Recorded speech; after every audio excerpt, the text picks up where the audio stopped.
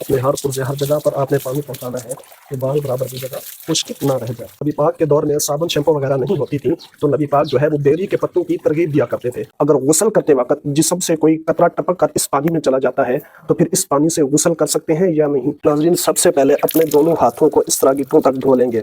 دھو لینے کے بعد پھر اپنا بایاں قدم رکھتے ہوئے آپ واش روم میں داخل ہوں گے۔ وہاں آپ نے اپنے استنجے کی جگہ کو دھو لینا ہے۔ اگر جسم پر کوئی نجاست لگی ہو تو آپ نے اس نجاست کو دور کر لینا ہے، نجاست سے جسم کو پاک کر لینا ہے۔ پھر آپ نے اس کے بعد وضو کرنا ہے۔ جس طرح نماز کے لیے وضو کیا جاتا ہے اسی طرح آپ نے وضو کرنا ہے۔ اور اگر کوئی وضو نہیں کرتا ہے، وہ ایسے ہی غسل کرتا ہے جو غسل کے فرائض ہیں انہیں ادا کرتا ہے، تو اس کا وضو بھی خود بخود ہی ہو جائے گا، کیونکہ وضو میں 4 چیزیں فرض ہیں: چہرے کا دھونا، دونوں بازو کا دھونا، مسح کرنا اور پاؤں کو دھونا۔ اور غسل میں 3 چیزیں فرض ہیں: کلی کرنا، غرغرے کے ساتھ ناک میں پانی ڈالنا، اور پورے جسم پر اس طرح پانی بہانا کہ بال برابر بھی جگہ خشک نہ رہ جائے۔ جب سنت کے مطابق غسل کریں گے تو آٹومیٹک ہمارا وضو بھی ہو جائے گا، کیونکہ وضو کے 4 فرض اس میں ادا ہو جائیں گے۔ اگر کوئی وضو کی نیت نہیں بھی کرتا ہے تب بھی اس کا وضو ہو جائے گا۔ پھر نماز بھی اسی وضو کے ساتھ پڑھ سکتا ہے، اس کو بعد میں نئے سرے سے وضو کرنے کی بھی ضرورت نہیں ہے۔ استنجا کر لینے کے بعد وضو کر لیں گے۔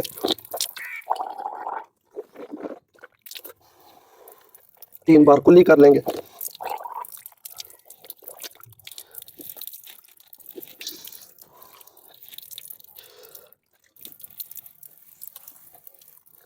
مکمل وضو کر لینے کے بعد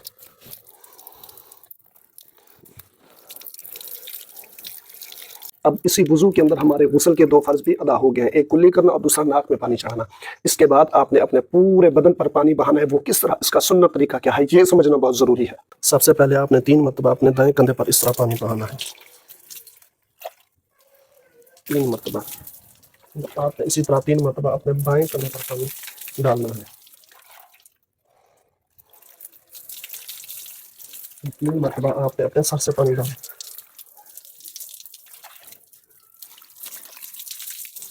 اگر آپ شاور یا پائپ سے نہا رہے ہیں تو پھر آپ نے پائپ کو یا شاور کے نیچے اپنے دائیں کندھے کو اس طرح کر لینا ہے، تھوڑی دیر کے لیے یہ 3 کے قائم مقام ہو جائے گا۔ پھر اسی طرح اپنے بائیں کندھے پر یہ بھی 3 کے قائم مقام ہو جائے گا۔ پھر آپ نے اپنے سر پر تھوڑی دیر کے لیے کر لینا ہے اور یہ بھی 3 کے قائم مقام ہو جائے گا۔ پھر اس طرح آپ نے اپنے پورے بدن پر پانی بہانا ہے کہ بال برابر بھی جگہ خشک نہ رہ جائے۔ اگر بال برابر بھی جگہ خشک رہ گئی تو آپ کا غسل نہیں ہوگا۔ اپنے ناف کے اندر اس طرح آپ نے انگلی ڈالنی ہے، بغلوں کے نیچے آپ نے پانی پھیرنا ہے۔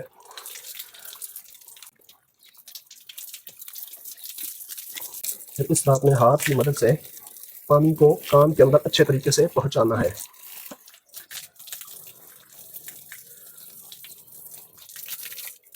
تاکہ کوئی جگہ خشک نہ رہ جائے۔ اور یاد رکھیں، اگر آپ روزے کی حالت میں وضو کر رہے ہوں تو آپ نے غرغرہ بھی نہیں کرنا ہے کلی کرتے وقت، اور ناک میں پانی بھی اوپر تک سون کر نہیں پہنچانا ہے، اور نہ کان کے اندر جو ہے آپ نے سختی کے ساتھ اندر پانی نہیں پہنچانا ہے کہ روزہ نہ ٹوٹ جائے۔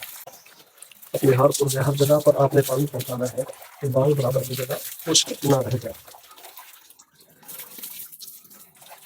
نبی پاک کے دور میں صابن شیمپو وغیرہ نہیں ہوتی تھی تو نبی پاک جو ہے وہ بیری کے پتوں کی ترغیب دیا کرتے تھے کہ بیری کے پتوں کو پانی میں ڈال کر دم دیں، جوش دیں، پھر اس سے غسل کریں تو پاکیزگی صفائی کے امکان زیادہ ہوتے ہیں، یعنی میل کچیل اتر جاتی ہے۔ لیکن اب تنگی کا دور نہیں ہے، صابن شیمپو جدید چیزیں آ چکی ہیں، تو پھر آپ صابن اور شیمپو سے نہا لیتے ہیں تو یہ بالکل جائز ہے۔ اگر کوئی صابن شیمپو استعمال نہیں کرتا ہے، ایسے ہی غسل کر لیتا ہے، اس کا غسل تب بھی ہو جائے گا، لیکن صفائی ستھرائی کے لیے صابن شیمپو کا استعمال کر لیتا ہے تو یہ بہتر ہے۔ ناظرین، غسل کے اندر کلمہ کا پڑھنا ضروری نہیں ہے۔ آپ کے دل میں یہ نیت ہو کہ میں غسل جنابت کر رہا ہوں، اپنے آپ کو پاک کرنے کے لیے غسل کر رہا ہوں، یہ کافی ہے۔ کلمہ پڑھنا یہ ضروری نہیں ہے، اور ایسے مقام پر کلمہ پڑھنا بھی نہیں چاہیے، یہ ادب کے خلاف ہے۔ ناظرین، اگر کوئی غسل کرنے کے بعد دوبارہ وہی کپڑے پہن لیتا ہے، اگر ان کپڑوں پر کسی قسم کی کوئی نجاست نہ لگی ہو، کوئی گندگی نہ لگی ہو، یعنی کپڑے وہ پاک ہوں، تو غسل کر لینے کے بعد آپ دوبارہ وہی کپڑے پہن سکتے ہیں، اس میں کوئی گناہ نہیں ہے، کوئی حرج نہیں ہے۔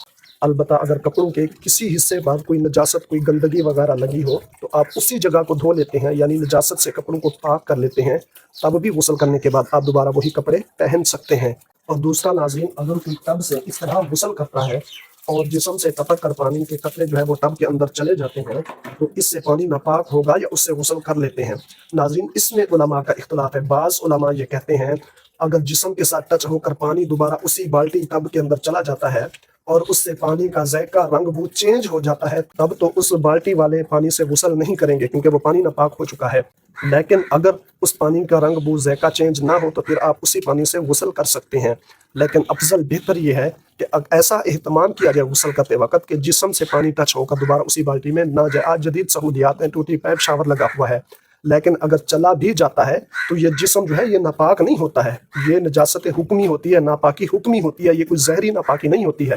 جسم کے ساتھ کپڑے ٹچ ہو گیا تو وہ کپڑے ناپاک ہو جائیں گے، وہ کپڑے بھی ناپاک نہیں ہوں گے، وہ کپڑے بھی آپ کے پاک ہوں گے، البتہ کسی قسم کی کوئی نجاست نہ لگی ہوئی ہو۔ تو خلاصہ یہ ہے کہ اگر اس پانی میں کسی قسم کی کوئی نجاست نہ جائے، جسم کے ساتھ پانی ٹچ ہو کر جاتا ہے اور جسم پاک ہے تو وہ پانی بالکل پاک ہے، آپ اس پانی سے غسل کر سکتے ہیں۔ یہ نجاست حکمی ہے، نجاست زہری نہیں ہے۔ مجھے امید ہے آپ کو تمام باتیں سمجھ آ گئی ہوں گی۔ اگر کسی کا کوئی سوال ہو وہ کمنٹ باکس میں پوچھ سکتا ہے۔